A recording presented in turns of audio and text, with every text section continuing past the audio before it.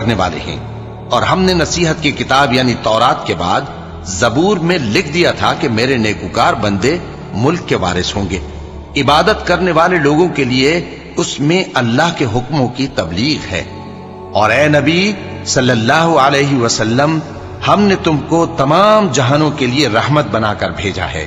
کہہ دو کہ مجھ پر اللہ کی طرف سے یہ وحی آتی ہے کہ تم سب کا معبود ایک ہی معبود ہے، تو کیا تم فرما بردار ہو جاتے ہو؟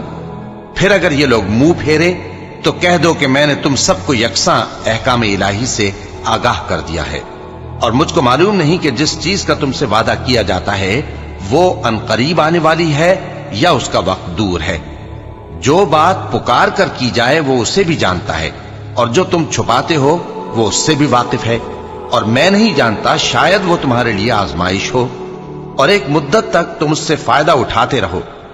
پیغمبر نے کہا کہ اے میرے